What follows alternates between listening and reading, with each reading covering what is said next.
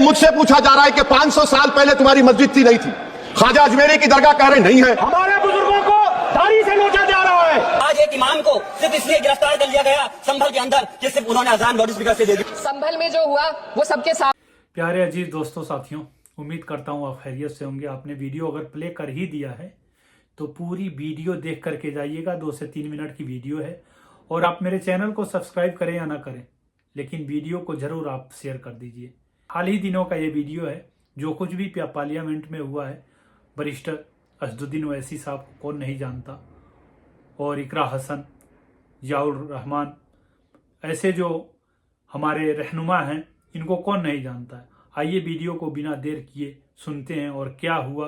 5 minute का वक्त असदुद्दीन ओवैसी साहब को दिया जाता है और 5 मिनट भी लोग बर्दाश्त नहीं कर पाते हैं उनको। चलिए बिना देर किए वीडियो को प्ले करते हैं और सुनते हैं।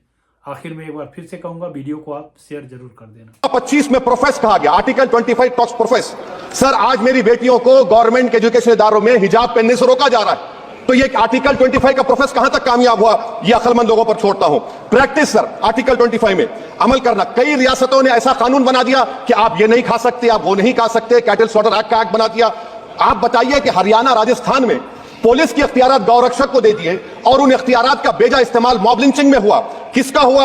एक लड़का था साबिर मलिक बंगाल का, मार के पीट कर मार दिया गया। क्यों? क्योंकि उसने बीफ खाया, बाद में मालूम हुआ नहीं खाया।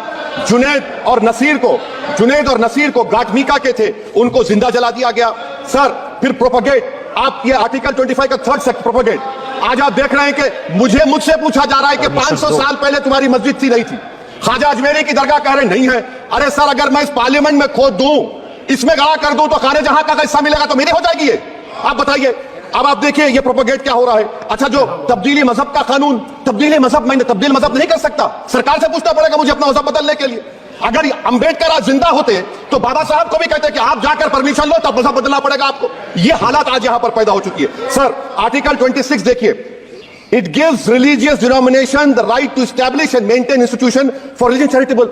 वजीर आजम कहते हैं कि वक्फ का ताल्लुक संविधान से नहीं है। अरे कौन पढ़ा रहा है वजीर आजम को? आर्टिकल 26 पढ़ा लीजिए। आर्टिकल 26 की बात कही गई। मकसद क्या है कि वक्फ की जायदादों को अक्सरियती तबके के लिए छीन कर दे दिया जाए। आप अपनी ताकत की बुनियाद पर छीनना चाह रहे हैं। सर दफा 29 पे आ जाइए, आर्टिकल 29। लैंग्वेज का, जबान का तहफ़्फ़ुज़ है। उर्दू को खत्म कर दिया गया। वो उर्दू जिसके हमारे मुजाहिदीन आजादी नारा दिया था, इनकलाब जिंदाबाद का, उस जबान को आप खत्म कर रहे हैं। कल्चर, आप कल्चर की बात इनसे पूछ लीजिए, वो बोलेंगे नहीं हमारा जो कल्चरल नेशनलिज्म है वो कल्चरल नेशनलिज्म नहीं है बीजेपी का। वो कल्चरल नेशनलिज्म आला जात का हिंदुत्व का नेशनलिज्म है, जो भारत के इंडियन नेशनलिज्म से बिल्कुल मुख्तलिफ है। सर अब आप आ जाइए। सर आर्टिकल 30 पे आ जाइए। सर आर्टिकल 30 पे आ जाइए। सर आर्टिकल 30 में माइनॉरिटीज को राइट दिया गया। This house has passed a law in 1981 to give Manchester AMU. This government went to the Supreme Court and said, no, we'll oppose minority status. This house voice was suppressed in the Supreme Court, sir. That is why I say that the executive has argued contrary to parliament. सुन लिया आपने। अब आइए देखते हैं जियाउर रहमान साहब को। अभी संभल में हाल ही में जो भी मामला हुआ है, उसको लेकर के इन्होंने क्या बोला है। गया। मैं पूछना चाहता हूं माननीय सभापति जी, मैं सांसद हूं, मैं अपने मुकदमे का, मैंने कहा था मुझे डर नहीं है, मेरे खिलाफ मुकदमा लिखा गया, मैं वहां मौजूद नहीं था। और ये मुकदमा जो हमारे चाहे विपक्ष के सांसद हो या सत्ता पक्ष के सांसद हो, आप याद रखिए जनता की आवाज हो, जनता के बीच में जाकर के आपके जवाबदेही बनती है। और मैंने अपनी जनता की आवाज को उठाने का काम किया, तो क्या गलत किया था माननीय सभापति जी? सिर्फ बुनियाद पे मुकदमा लीजिए गया। आज मैं आपको बताना, पॉइंट पे बोल रहा हूँ, संविधान पर ही बोल रहा हूँ माननीय सभापति जी। आज मैं चाहता हूं उन लोगों को इंसाफ मिलना चाहिए, जो जिन्होंने ज्यादती की है उनको सजा मिलनी चाहिए। और आज एक इमाम को सिर्फ इसलिए गिरफ्तार कर लिया गया संभल के अंदर कि सिर्फ उन्होंने अजान लाउड स्पीकर से दे दी थी। अफसोस है कि आज हमारे साथ ऐसी ज्यादती हो रही है। माननीय जज जी, हमारे संविधान किसानों को मजबूती की बात करता है, जो इस देश की रीढ़ की हड्डी है। 130 किसान जो 10 दिन से ज्यादा समय से जेल में बंद है, आप किसानों को हक नहीं दे पा रहे, तो किसको हक देने का काम करोगे? एक युवा सांसद के तौर पर मैं अपनी उम्मीदों को संविधान के साथ जोड़कर खास तौर पर ये बताना चाहती हूँ कि आज हमारे देश में पिछड़े, दलित, अल्पसंख्यक समुदाय को किस तरह अपने संवैधानिक अधिकारों और आज़ादियों की हिफाजत के लिए हर रोज़ मुश्किलों का सामना करना पड़ रहा है। डॉक्टर BR अम्बेडकर के कथन से अपनी बात रखना चाहती हूँ। उन्होंने कहा था, मुझे अपने भारतवर्ष पर फक्र है कि जिसके पास ऐसा संविधान है जो लोकतंत्र, समाजवाद और सेक्युलरिज्म को संजोता है।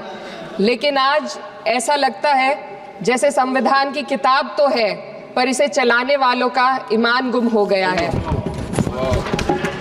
आज हिंदुस्तान में हर वर्ग को किसी न किसी चुनौती का सामना करना पड़ रहा है, मगर अल्पसंख्यक, खासतौर पर मुसलमानों पर जो कहर टूटा है वो किसी से छुपा नहीं है।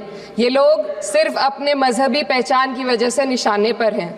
संविधान का अनुच्छेद 15 कहता है कि किसी भी नागरिक के साथ धर्म, जाति या किसी और वजह से भेदभाव नहीं होना चाहिए, लेकिन हकीकत इसके उलट है। हालात इस कदर बिगड़ चुके हैं कि hate speech, mob lynching, bulldozer द्वारा घरों को गिराने की घटनाएं आम हो गई हैं, खास तौर पर उत्तर प्रदेश में। चलिए मिलते हैं अगले वीडियो में।